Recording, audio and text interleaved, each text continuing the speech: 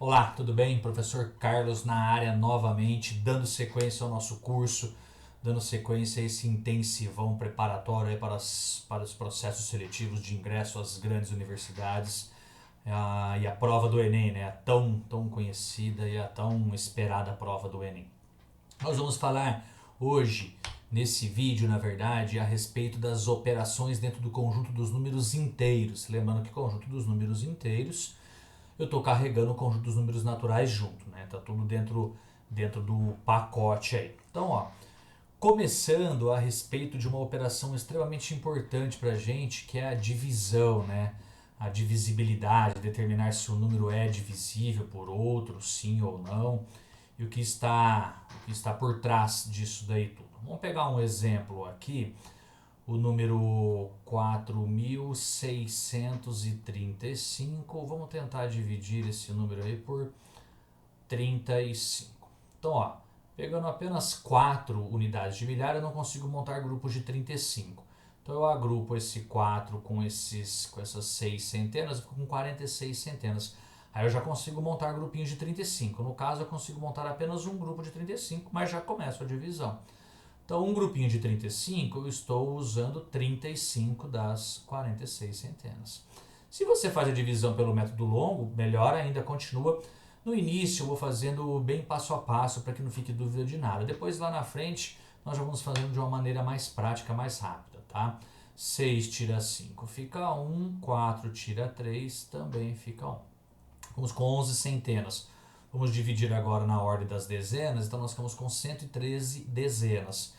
E aí vamos vendo os agrupamentos de 35 até chegar próximo do 113, o mais próximo possível. Um grupinho de 35 dá 35, fica muito longe. 2 de 35 vai para 70, dá para aproximar mais, eu acredito. 3 de 35 dá 105, ótimo, porque se eu pegar o quarto grupo, 105 com 35 já vai para 140, passou. Então, 3 grupinhos de 35, então eu vou utilizar das 113 dezenas, eu vou utilizar 105. Então, ó, 3 tira 5 não dá, vamos fazer as compensações devidas aqui. Eu pego aqui do tinha uma, não fico com nenhuma, compenso essa uma centena equivalente a 10 dezenas aqui, eu fico com 13 dezenas, tiro 5 dá 8. Ficamos aqui com 10, tira 10 vai dar 0. Então, aqui ficou 8, é um resto parcial aí. Vamos passar a divisão para as unidades, então 8 dezenas com essas 5 unidades, nós ficamos com 85 unidades. São dois grupinhos, né? Dois grupinhos de 35, 2 vezes 35 dá 70. E aí eu pego o 85, tiro essas 70 unidades, aqui dá 5, aqui dá 1, sobra 15. Como nós estamos falando em conjunto dos números inteiros, eu não vou acrescentar uma vírgula que forçar a divisão. Eu vou parar a divisão por aí e vamos considerar esse resultado. Vamos recordar algumas nomenclaturas por trás desses resultados, desses elementos envolvidos aí na divisão. Então vamos lá. 4.635. Esse 4.000 é o que nós chamamos de dividendo. 4.635 é o nosso dividendo. O 35 é o nosso divisor. O resultado da divisão é o que nós chamamos de quociente, que é o 132. E o que nós não conseguimos dividir, né, é o resto da divisão. Se por acaso esse resto for igual a zero, nós chamamos que a divisão é exata. No caso aqui, a divisão, o resto da divisão não foi zero. Então nós falamos que a divisão ela não é exata. Ou simplesmente uma divisão não exata. Tá? Nós podemos falar também, nesse caso, que esses elementos aí, essas nomenclaturas, eu vou apresentando aos poucos aqui para vocês. Nós falamos no caso aqui então que 4.635 ele não é divisível por 35. E nós podemos falar também que nesse caso aqui que 35 não é um divisor de 4.635, ok? Essa relação aqui de cima, tá, gente, é o que nós chamamos aí de relação fundamental da divisão. Ela é extremamente importante pra gente. Nós vamos utilizar isso daí depois na nossa revisão lá do ensino médio, em polinômios, isso aí vai ajudar a gente bastante, tá? Então, ó, dividendo é igual a divisor vezes o quociente mais o resto, tá? Divisor, lógico, diferente de zero, porque não existe divisão por zero. O quociente, o resto, pertence ao conjunto dos números inteiros. Quando nós estamos falando a respeito de divisibilidade, estamos falando dentro do conjunto dos números inteiros. E o resto é sempre maior ou igual a zero e menor que módulo do divisor, no caso de ser um número negativo aqui. Tá? Maior ou igual a zero, se for igual a zero, a divisão é exata. E maior ou igual a zero, mas menor que o divisor, porque no caso aqui eu estou dividindo por 35. Eu não posso ter resto 35, eu não posso ter resto 40. Porque se eu estou montando grupos de 35 e 35, significa que a divisão não acabou ainda. Se eu tenho 35 lá no resto, eu poderia ter colocado um grupinho a mais. Se eu tenho 40, eu poderia ter colocado um grupinho a mais, teria sobrado apenas 5 no resto, certo? Então sempre o resto ele é maior ou igual a zero, e sempre numericamente menor que o divisor, ou menor que o módulo do divisor, no caso de número negativo envolvendo números negativos aí. Se o resto é igual a zero, dizemos que a divisão ela é exata, que aí o número, né, o dividendo, ele é divisível pelo divisor. Vamos colocar um exemplo numérico aqui, fica mais fácil de vocês enxergarem. Vamos pensar aqui, ó. Se eu pegasse aqui vamos pegar aqui 1.400 para ficar mais divertido. 1.400 dividido por 35, por exemplo. 1 não dá para dividir, 14 não dá para dividir, os 140 já dá para dividir. Dá 4 grupinhos, né? 4 vezes 5 dá 20, vão 2. 3 vezes 4, 12, com 2, 14. 140 menos 140 dá 0. E aí eu abaixo esses 0 unidades para mostrar que não houve divisão na unidade, eu coloco um 0 ali. Tá? Então notem que nesse caso aqui, ó, então essa divisão não exata é daqui.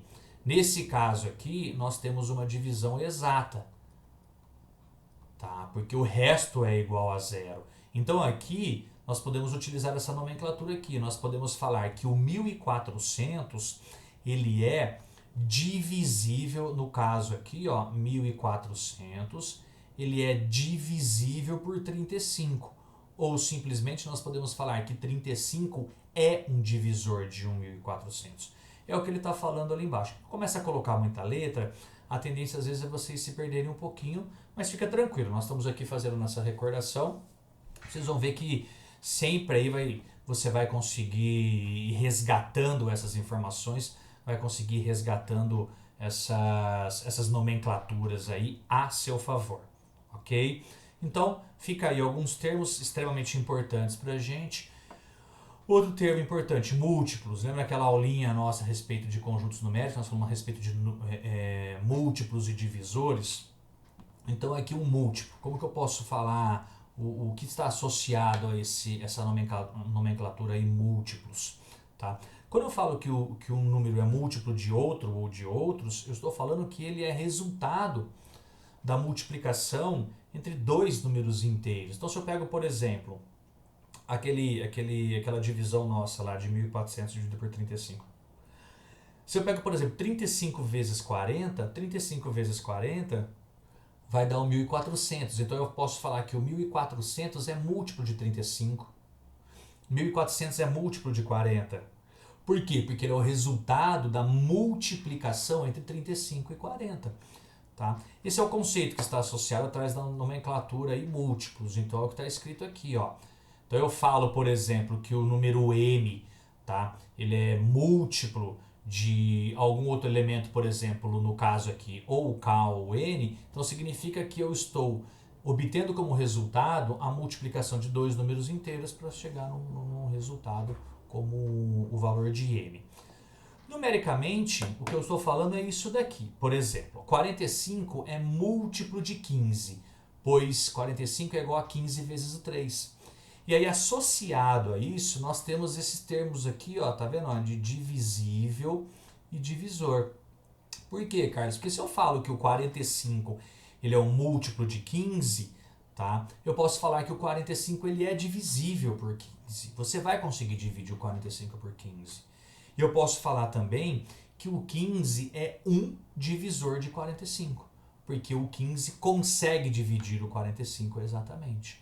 No caso aqui, ó, 45 é igual a 15 vezes 3, eu posso falar que o 45 é múltiplo de 15, eu posso falar que o 45 também é múltiplo de 3.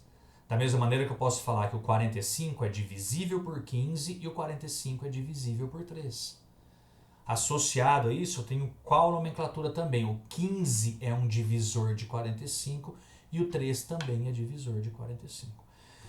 Então repare que todas essas nomenclaturas elas estão ligadas a uma única condição da divisão ser exata. Então se a divisão é exata, você pode falar que esse número é divisível, por consequência ele passa a ser múltiplo também daqueles números envolvidos. Olha aqui o próximo exemplo, aqui, ó, 60 é o múltiplo de 12, pois 60 é igual a 12 vezes 5. Então o 60 ele é divisível por 12, ele é divisível por 5, o 12 é um divisor de 60 e o 5 é um divisor de 60 também.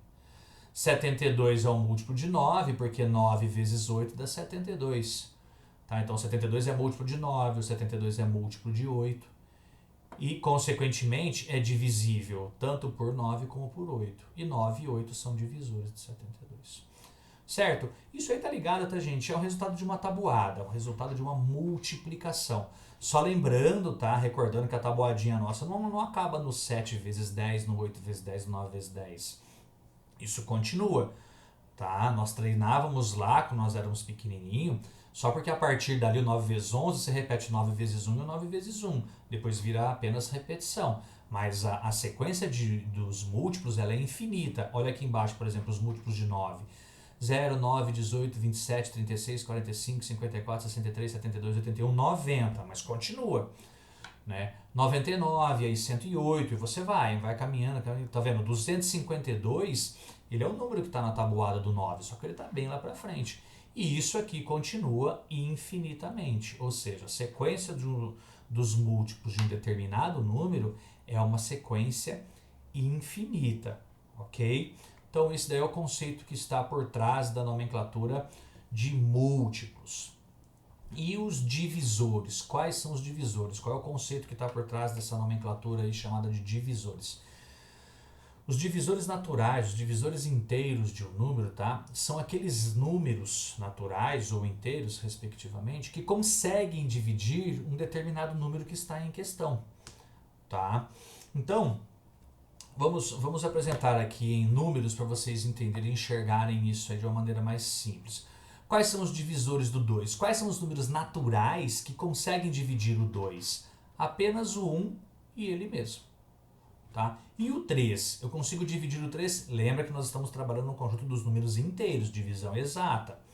Eu consigo dividir o 3 por 1 e por ele mesmo apenas.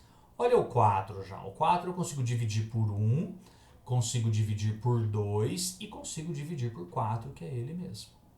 Já o 5 eu consigo dividir apenas por 1 e por ele mesmo. E assim vai crescendo isso daí, tá? São só exemplos aí. O 6, consigo dividir o 6 por 1, 2, 3 e 6. Todos esses números naturais que conseguem dividir determinado número é o que nós falamos que são os conjuntos dos divisores inteiros. No caso aqui eu estou levando em consideração apenas o conjunto dos números naturais. Daqui na sequência eu mostro aí a diferença dos naturais para os inteiros, o que muda. Divisores do 7, apenas o 1 e ele mesmo. É uma característica muito importante isso daí, tá, gente? Divisores do 8, 1, 2, 4, 8. Divisores do 9, 1, 3 e 9. Vamos dando saltos maiores aí. Divisores do 10, 1, 2, 5, 10. Divisores do 17, apenas 1 e ele mesmo. Divisores do 18, 1, 2, 3, 6, 9, 18. Reparem, tá, gente, ó, que aqui sempre tem essa simetria aqui, ó. 1 vezes 18 dá 18, 2 vezes 9 dá 18, 3 vezes o 6 dá 18. Ao 32, ó. 1, 2, 4, 8, 16, 32. Dá uma olhadinha aqui, ó. 1 vezes 32 dá 32, 2 vezes 16 dá 32 e 4 vezes o 8 dá 32. Reparem que aqui eu tenho uma quantidade par de divisores. Aqui também eu tenho uma quantidade par de divisores, porque é 1 com ele mesmo. Depois o 2, no caso, se for par, com a metade dele. E assim por diante. Então sempre você tem um parzinho, você tem uma quantidade par de divisores. Sempre não. Nesses casos que eu apresentei aqui, pelo menos na maioria deles. Olha o 36. O que acontece aqui no 36? O 36, ó, os divisores do 36. 1, 2, 3, 4, 6, 9, 12, 18, 36. Vamos montar o 36 aqui, ó. 1 vezes 36 dá 36. 2 vezes 18 dá 36, 3 vezes o 12 dá 36, 4 vezes 9 dá 36, aí o 6 ele ficou sozinho aqui no meio do caminho, tá? E aqui já deu uma quantidade ímpar de divisores. E isso dá uma característica extremamente importante para o número, porque todo número que tem uma quantidade ímpar de divisores é porque esse número ele é chamado de número quadrado perfeito. Por quê? Porque esse 6 vai ficar ele vezes ele. Ele vezes ele é ele elevado ao quadrado, por isso que é o número é conhecido como número quadrado perfeito. E uma característica importante de números quadrados perfeitos é que eles apresentam raiz quadrada exata. Entendeu? No caso aqui o 36, a raiz quadrada de 36 é o 6, é o elemento que ficou bem no meio ali. Se você coloca em ordem crescente ou decrescente, o termo central, no caso aqui de uma quantidade ímpar de divisores, é exatamente a raiz quadrada do número. Olha aqui o 9, tá? 1, 3 e 9. Eu também tive uma quantidade ímpar de divisores. Se eu tenho uma quantidade ímpar de divisores, é porque o número é um quadrado perfeito. E a raiz quadrada dele é esse termo central aqui, que é o 3. A raiz quadrada de 9 é 3. Outro quadrado perfeito que nós tivemos aqui é o 4. Ó. 1 vezes 4 dá 4, e aí a raiz quadrada de 4 é 2. É um número que é considerado como um número quadrado perfeito. Ok? Algumas características importantes aí. Essa já é uma que eu falei. Fiquem atentos. Em geral, a quantidade de divisores de um número natural, de um número inteiro, ela vem em quantidade par. Tá? Vem aos pares. Se por acaso fugir essa regra e apresentar uma quantidade ímpar de divisores, é porque esse número é um número que tem uma característica especial. Ele é um quadrado perfeito, consequentemente apresenta raiz quadrada exata. Colocando em ordem crescente ou decrescente esses divisores, o termo central é a raiz quadrada. No caso de ser um quadrado perfeito, ter uma quantidade ímpar de termos. Mas outra característica aqui, todo número, tá, gente, ele é divisível por 1 e por ele mesmo. Todo número natural maior que 1 é divisível por 1 e por ele mesmo. Ou seja, o menor divisor de um número é o 1. O maior divisor de um número é ele mesmo, é o próprio número. Tá? Então, todo número natural maior do que 1, ele é divisível, ele apresenta pelo menos 2 divisores, que é o 1 e ele mesmo. Se por acaso esse número apresentar apenas esses 2 divisores, tá? Ele é um número bem especial para a gente, ele é chamado de número primo. Tá? Ele compõe o conjunto dos números primos. Então estamos falando aí no conjunto dos números naturais. Dá uma olhada no que acontece aí. Acontece isso no 2, acontece isso no 3, acontece isso no 5, no 7 e no 17 aqui pra gente. Então esses termos aqui que eu estou considerando para vocês é o que nós chamamos de números primos. E esses números serão extremamente importantes para a gente, para decomposição, por vários outros fatores aí. E até mesmo, tá, gente, numa correspondência prática da utilização dos números primos, ele é muito utilizado, tá, gente, em criptografia, em coisas de seguranças aí brutas, tá? Tem muita coisa forte por trás do conjunto dos números primos. Nós vamos trabalhar com ele como uma ferramenta mais básica aqui a nível de ensino básico. Mas dependendo do curso universitário que você levar em frente, que você tocar, você vai ver que ele tem muita aplicação interessante aí. Muita coisa, tá? E por trás dele vem o princípio fundamental, o teorema fundamental da aritmética, que é o que ajuda o código verificador, código de barras, tem um monte de coisa aplicada que está por trás desses conceitozinhos aí. E a diferença dos divisores naturais para os divisores inteiros, tá, gente? É simplesmente que eu posso considerar o positivo, mais e menos, mais e menos, mais e menos em todos os casos, tá? Destacando ainda, tá, os números primos, tá? Que eu posso expandir essa definição para o conjunto dos números inteiros, tá? Então aqui nós temos aí em destaque esses daí que são os números primos. E lembra, tá, gente? Lembra esse detalhezinho. A quantidade de divisores inteiros é sempre o dobro da quantidade de divisores de números naturais de um determinado número. Guardem essa relaçãozinha aí. Mais pra frente eu vou mostrar, Carlos, mas e aí da onde que vieram esses números? Aí veio de cabeça? Quando o número é pequeno, ele é fácil você fazer de cabeça. Mas se você tem, por exemplo, no caso aí, sei lá, 210, 144, como é que eu vou saber todos os divisores sem esquecer de nenhum? E aí existe um cálculozinho, existe um algoritmozinho para ajudar a gente a não esquecer de ninguém, ou simplesmente para a gente poder determinar qual é a quantidade de divisores. De repente a pergunta é quantos divisores tem, certo? Quantos divisores naturais ou quantos divisores inteiros eles têm. Ok? Vou ficar por aqui, vou dividir isso daí em 2 videozinhos, já continuo na sequência o próximo vídeo a aula, para que não fique muito extenso os vídeos e você se organize de uma maneira melhor aí os seus estudos. Ok? Beijão no coração sempre, grande abraço, bons estudos e até o próximo vídeo. Muito obrigado novamente, gente. Até mais.